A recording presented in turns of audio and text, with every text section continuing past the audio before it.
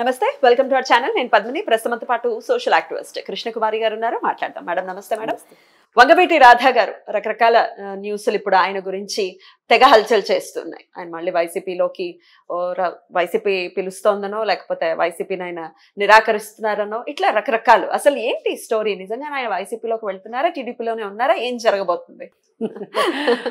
వంగవీటి రాధా ఇంతకుముందు వంగవీటి రంగా కొడుకు. అయితే రంగా ఆయన కులానికి సంబంధించి కాపు నాయకుడిగా ఉండేవాడు, అలాగే కాంగ్రెస్ నాయకుడిగా ఉండేవాడు. ఏదైనా అతను రాజకీయాల్లోనే ఉన్నాడు. అలాగే అతని రాజకీయ జీవితం గురించి కూడా అది కూడా అంత బాగా ఉన్నదేం లేదు, ఒడిదుడుకులతోటి ఉన్నదే. సరే, చివరికి ఒక ప్రత్యర్థుల హత్యాకాండకి బలైపోయాడు, అతను చనిపోయాడు. అయితే అతను కొడుకు ఇతను. అయితే వీళ్ళని రాజకీయాలకు దూరంగా పెట్టాలి అనే ఉద్దేశంతో వీళ్ళని ఊటీలోనూ ఎక్కడో హాస్టల్లో పెట్టి చదివించారు, అమ్మాయిని అబ్బాయిని. ఆ తర్వాత భార్య రాజకీయాల్లోకి వచ్చింది. ఆమె కూడా ఒకసారి ఎమ్మెల్యేగా అయ్యింది. ఆ తర్వాత ఇంకా ఆమె ఇప్పుడు రాజకీయాల్లో లేదు. ఈలోపు ఈ అబ్బాయి ఎదిగాడు. ఈ అబ్బాయి కూడా ఒక కాపు నాయకుడిగా డెవలప్ అవుతాడు అని అనుకున్నారు. కానీ కొంచెం నిలకడ మనస్తత్వం తక్కువ అన్నట్లే అనిపిస్తుంది అతని వ్యవహార ధోరణి.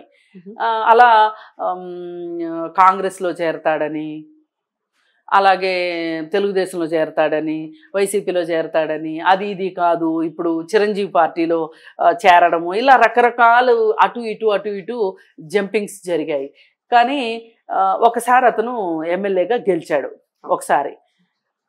ఈ పరిస్థితుల్లో మధ్యలో వైసీపీకి వెళ్ళిన తర్వాత వైసీపీ నుంచి బయటకు వచ్చేదలుచుకున్నాడు. వైసీపీలో మనకు తెలిసిందే కదా, ఉన్న సీట్లకి అంటే ఆశావహులు ఎక్కువ మంది ఉంటారు. టికెట్ ఇవ్వని వాళ్ళు బయటకు వచ్చి మాట్లాడుతూనే ఉంటారు. అలాగే ఈయన కూడా బయటకు వచ్చే సందర్భంలో బయటికి వెళ్తే జాగ్రత్త, ఇక్కడ ఉంటే ఏదో నామినేటెడ్ పోస్టులో ఉన్న పడేస్తాను నువ్వు బయటికి వెళ్ళి ఏం చేస్తావు అని జగన్మోహన్ రెడ్డి అన్నాడు అని చెప్పి అతను చెప్తున్నాడు. అయితే ఈలోపు ఈ మధ్యలో ఇప్పుడు వైఎస్ఆర్ పార్టీ కూడా కొంచెం ఒడిదుడుకుల్లో ఉంది. ఏమైనా సరే గెలవాలి, అందుకని అన్ని రకాల వాళ్ళని కూడగట్టుకునే పరిస్థితిలో ఇప్పుడు జగన్మోహన్ రెడ్డి బిజీగా ఉన్నాడు. ఆయన కాకపోతే ఆయన పార్టీలో వాళ్ళు. అందుకే ఇక్కడ వాళ్ళని తీసి అక్కడ వాళ్ళని తీసి ఇక్కడ, ఏదో షఫలింగు అన్నీ నడుస్తున్నాయి అక్కడ. ఏదో లాటరీ సిస్టమ్ లాగా నడుస్తుంది అక్కడ. అంటే ఇక్కడ మా ఎమ్మెల్యే ఈయన తీసుకెళ్ళి ఇంకో చోట వేస్తున్నారు. ఒక ఆయన అక్కడ ఎమ్మెల్యే కాదు, ఆయన ఆ నియోజకవర్గంలో బాగా పనిచేశాడు. ఈసారి ఎలక్షన్స్ లో ఎమ్మెల్యే టికెట్ కోసం ట్రై చేస్తున్నాడు. ఆయన తీసుకెళ్ళి ఇంకో చోట ఎక్కడో. అయ్యో, ఇలా గందరగోళంగా నడుస్తుంది. ఈ గందరగోళం వెనకమాల ఏంటంటే ఏమైనా సరే ఈసారి గెలవాలి. ఆ గెలవాలనే దానికి కొంతమందిని బయటికి పంపించాలని, కొంతమంది బయట ఉన్న లోపలికి తెచ్చుకోవాలి అనే ఒక పథకంలో భాగంగా రాధా ఇప్పుడు మా పార్టీలోనే ఉన్నాడు అని వాళ్ళు చెప్పుకుంటుంటే ఇతను ఒక స్టేట్మెంట్ ఇవ్వాల్సిన పరిస్థితి వచ్చింది. ఏంటంటే నేను ఎక్కడున్నాను అనేది ప్రపంచానికి చెప్పాల్సిన అవసరం ఉంది అని అనిపించి అతను లేదండి నేను తెలుగుదేశంలోనే ఉన్నాను, గాలి పార్టీ వాళ్ళు గాలి మాటలు చెప్తారు అంటే ఒక రకంగా ఏంటంటే చాలా కొంచెం సటైరికల్ గా మాట్లాడాడు. ఇప్పుడు అది ఫ్యాన్ గుర్తు కదా దానికి, అందుకని చెప్పి అది గాలి వాటం ప్రకారం ఏదో చెప్తా ఉంటది, ఎవరు నమ్మకండి నేను తెలుగుదేశంతోనే ఉన్నాను. అసలు అప్పుడు ఈయన బయటకు వచ్చేటప్పుడు నువ్వు ఆత్మ పరిశీలన చేసుకో బయటికి వెళ్ళాలి అనుకున్నప్పుడు అని చెప్పి జగన్మోహన్ రెడ్డి అన్నాడంట. ఆ మాటను ఇప్పుడు గుర్తు చేసి ఈయన ఏమంటున్నాడంటే అసలు ఆ పార్టీలో ఉన్నోళ్ళు ఆత్మ పరిశీలన చేసుకోవాలి, ఆత్మ పరిశీలన చేసుకొని వచ్చి తెలుగుదేశంలో జాయిన్ అవ్వాలి అని చెప్పి ఆయన ఒక స్టేట్మెంట్ ఇవ్వడం జరిగింది రాధా.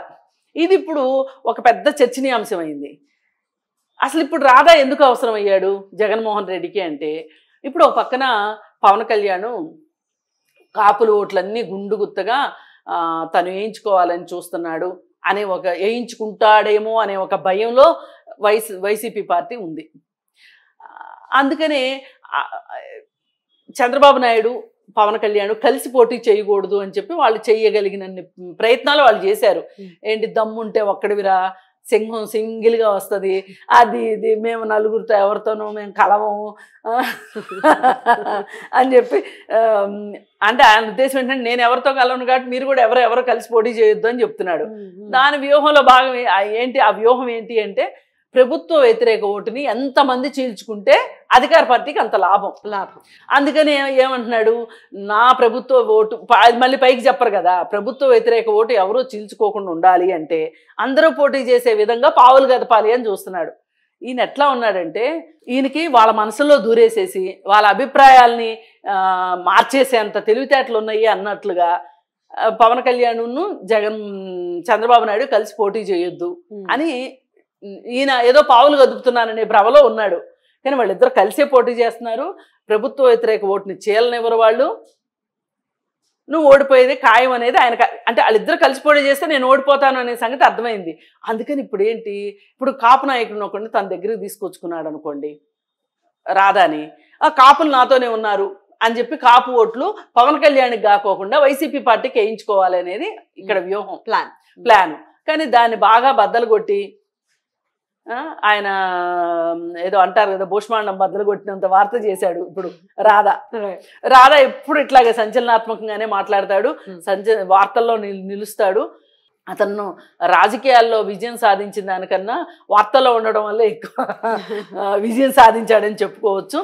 ఏది ఏమైనా ఇవాళ ఎవరైనా సరే ఆంధ్రప్రదేశ్ సంక్షేమం కోరుకునే వాళ్ళు ప్రభుత్వ వ్యతిరేక ఓటును చేల్చకుండా పవన్ కళ్యాణ్ ఏ మాట అయితే అన్నాడో ఆ మాట మీద నిలబడి ఉంటే ఆ ప్రజలకి న్యాయం జరుగుతుంది. కనీసంలో కనీసం ఆ రాష్ట్రంలో అద్భుతాలు జరగకపోయినా ఆ రాష్ట్రానికి ఒక రాజధాని అయినా ఉంటుందని నా వ్యక్తిగత అభిప్రాయం. అయితే ఇప్పుడు ఏ పార్టీ వచ్చినా, ఎవరు పోటీ చేసినా, ఎవరు కలిసి పోటీ చేసినా, ఒకవేళ కలిసి పోటీ చేయనప్పటికీ ప్రజల కోసం, ప్రజల సంక్షేమం కోసం, ప్రజల చేత ఎన్నుకోబడేటటువంటి ఆ వ్యక్తి ఎవరైతే ఉంటారో అలా ప్రజల కోసమే ఇదంతా కదా. మన డెమోక్రటిక్ కంట్రీలో ఉన్నాం మనం. ఈ సింహం సింగిల్ గా వస్తుంది, ఇవన్నీ ఈ డైలాగుల్ని ఎలా అర్థం చేసుకోవచ్చు? అంటే మీరు ఇందాక చెప్పినట్టుగా ఓట్లను చీల్చేయాలి అనే కదా వాళ్ళ పన్నాగం, అంతే వాళ్ళ ఉద్దేశం అదే. ఇప్పుడు ఎంతని దాని మీద డైలాగ్, సినిమాటిక్ డైలాగ్స్ కొడితే వర్కౌట్ అవుతుందా అసలు? సింహం సింగిల్ గా అంటే వాళ్ళ గాంభీర్యాన్ని చాడుతున్నారు. ఇదంతా మేకపోతు గాంభీర్యం. మనకు తెలిసిందే కదా, మేక తను పోటీ పడలేనని తెలిసి కూడా గాంభీర్యం ప్రదర్శిస్తుంది. అట్లాగే ఇది మేకపోతు గాంభీర్యం అంటారు దీన్ని. లోపల పరిస్థితి అంతా ఎలా ఉందో వాళ్ళకి తెలుసు. ఎవరెవరు జత కడుతున్నారు, ఏ శక్తులు ఏకమవుతున్నాయో కూడా ఆయనకు అర్థం అవుతూనే ఉంది. కానీ మేము స్ట్రాంగ్గా ఉన్నాము అని చెప్పాలనుకుంటారు. ఇప్పుడు కొంతమంది అప్పులు చేసిన వాళ్ళు కూడా పెళ్ళిళ్ళు ఘనంగా చేస్తారు. అప్పు చేసైనా సరే ఒక లైఫ్ స్టైల్ని చాలా ఘనంగా ఖరీదుగా నడిపిస్తూ ఉంటారు కొంతమంది. ఎందుకంటే అది కొత్త అప్పులు పుట్టడం కోసం, పాత వాళ్ళు అడగకుండా ఉండటం కోసం.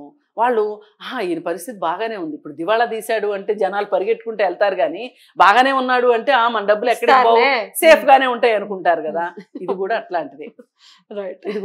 ఈయన ఏంటంటే క్యాడర్కి ధైర్యం కోసం, మా క్యాడరు వాళ్ళ క్యాడర్ అనుకోవాలి, మా నాయకుడు ఎంత ధైర్యవంతుడు కాకపోతే, ఎంత బలవంతుడు కాకపోతే ఒక్కడే వెళ్తానంటున్నాడు యుద్ధానికి, వాళ్ళందరూ చేతగాని వాళ్ళు ఒకళ్ళు ఇద్దరు ముగ్గురు నలుగురు కలేసుకుని వస్తున్నారు అని ధైర్యాన్ని నింపటం కోసం ఇదంతా. వీళ్ళల్లో ధైర్యాన్ని నింపడానికి, అవతల వాళ్ళల్లో ఆ ఈగో మీద టచ్ చేయడానికి అమ్మో ఈయన చాలా ఏమాత్రం బలం లేకపోతే ఇలా ఎందుకు మాట్లాడతాడు జగన్మోహన్ రెడ్డి అని ప్రత్యర్థులు అనుకుంటారు. ఇలా ఉభయ కుశలోపరే అన్నమాట. అన్ని రకాలుగా లాభం జరిగేటట్లుగా చేసుకుంటారు. మొత్తానికి రకరకాల మాటలు, రకరకాల న్యూస్లు అనేవి వైరల్ అవుతున్నాయి. ఇక ఎలక్షన్స్ కూడా వచ్చేస్తున్నాయి కాబట్టి డెఫినెట్ గా ఈ ఫైర్ అయితే ఖచ్చితంగా ఉంటుంది. సో మరికొద్ది నెలల్లోనే ఎలక్షన్స్ వస్తున్నాయి కాబట్టి మరి చూడాలి ఎవరు నిజంగానే సింహం అవుతారో, ఎవరు ఇంకా వేరే వాటిల్లో మిగిలిపోతారో చూడాల్సింది.